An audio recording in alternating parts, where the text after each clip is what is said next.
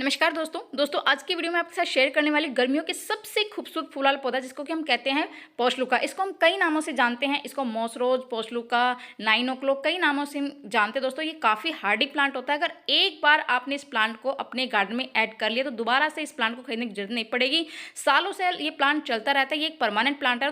दूसरी इसकी जो वेरायटी आती है इसको हम कहते हैं पर्सनल। इसमें भी कलर ऑप्शन बहुत सारे होते हैं दोस्तों, और ये प्लांट भी कटिंग से बहुत ही आसानी से लग जाता है। लेकिन जैसे सर्दियों का मौसम आता है ये प्लांट डोरमेंसी में चला जाता है। इस प्लांट पर उस टाइम पर कोई ग्रोथ नहीं होती, ना ही कोई फ्लावरिंग होती है। लेकिन जैसे ही फरवरी का महीना स्टार्ट होता है, धूप निकलनी शुरू होती है तो इसमें हलचल शुरू हो जाती है, नई ग्रोथ आनी शुरू हो जाती है। जैसे ही इसमें धूप मिलती है, क्योंकि दोस्तों ये एक समर फ्लावरिंग प्लांट है, और जैसे इसको धूप लगती है ये प्लांट बहुत ही अच्छे से उसमें ग्रोथ शुरू हो जाती है। लेकिन इस टाइम पर हमें कुछ ज़रूरी काम करने जिससे कि ये प्लांट आने वाली पूरी गर्मी बरसात में बहुत ही अच्छे से फ्लावरिंग करे, मतलब नवंबर तक बहुत अच्छे से फ्लावरिंग करे। तो कौन कौन से ज़रूरी काम है जो हमें इस टाइम पर करने हैं दोस्तों?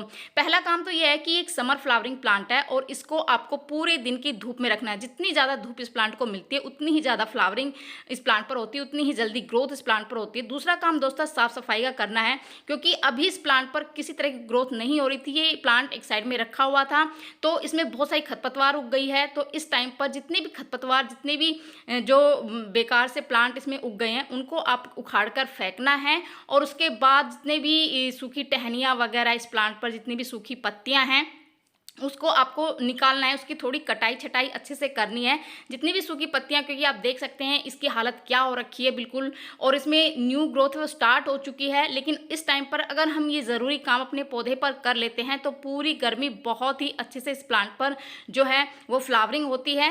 तो अभी जो है सबसे पहले तो धूप का हमें ध्यान रखना है कि धूप, इसको पूरे दिन की धूप में रखना है। दूसरा, हमें इस पौधे पर अभी जितनी भी एक्स्ट्रा खरपतवार आपके प्लांट पर उग गई है उसको हमें निकाल है।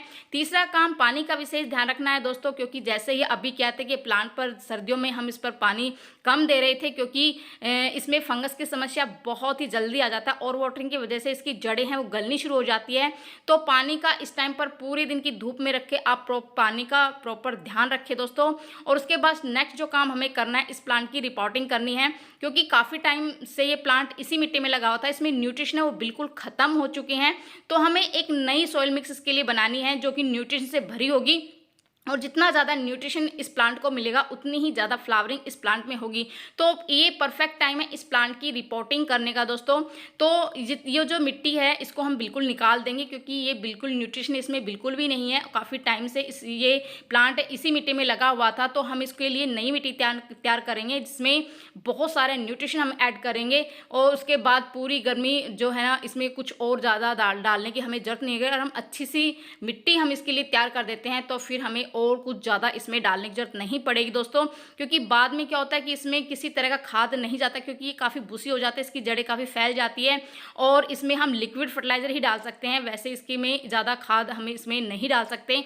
तो इस टाइम पर अगर मिट्टी में ही इस तरह का खाद अपने पौधे में डाल देते हैं तो हमें हमारा पौधा बहुत ही अच्छे से ग्रोथ करेगा, फ्लावरिंग करेगा। तो मिट्टी हमें किस तरह की बनानी है दोस्तों? तो मिट्टी जो है इसमें मैं गोबर की खाद मैंने मिलाई है, और मैंने इसमें नीम की खली ऐड की है, क्योंकि नीम की खली एक फंगीसाइड का काम करती है और एक खाद का काम भी करती है। अगर आपके पास नीम की खली नहीं है तो आप कोई भी फंगीसाइड का इस्तेमाल कर सकते हैं, हल्दी पाउडर का इस्तेमाल कर सकते हैं, ताकि इसकी जड़ों में फंगस ना लगे। क्योंकि इस प्लांट में फंगस की समस्या बहुत ही ज़्यादा आ जाती है, जिससे हमारा जो प्लांट है वो खराब हो जाता है। तो जब भी आप इसकी मिट्टी तैयार करें तो इसमें कोई भी फंगसाइड आप इसमें इस्तेमाल करें, या फिर हल्दी पाउडर या नीम खली का इस्तेमाल आप कर सकते हैं। मैं नीम खली का इस्तेमाल कर रही हूँ, और मैंने इसकी मिट्टी में 50% गोबर की खाद मिलाई दोस्तों, जो कि बहुत ही बढ़िया खाद है, हमारे पौधों को भरपूर न्यूट्रिशन देगी।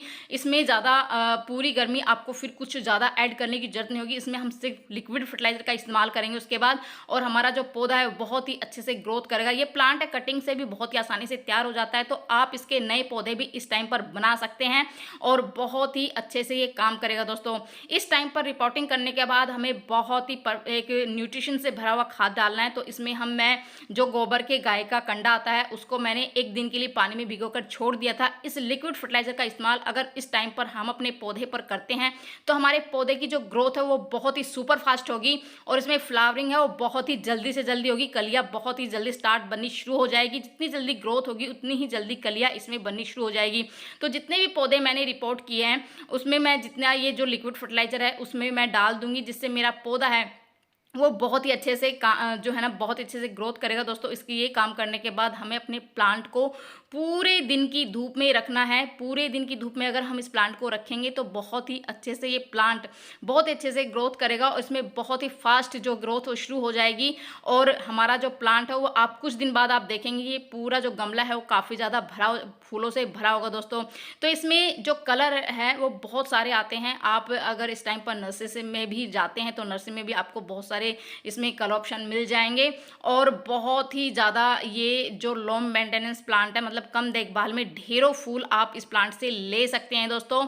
और पूरी गर्मी अगर आपने गर्मियों में कोई प्लांट नहीं लगा रखा फूल वाले पौधे तो सिर्फ एक ये प्लांट आपके पूरे गार्डन को रंग बिरंगे फूलों से भर देगा और बहुत ही सुंदर इसमें फ्लावरिंग होती है। दोस्तों तो कैसी लगी जानकारी, पसंद आई तो लाइक से ज़रूर कर दीजिए। मिलते हैं नेक्स्ट वीडियो में नई जानकारी, तब तक के लिए बाय बाय दोस्तों।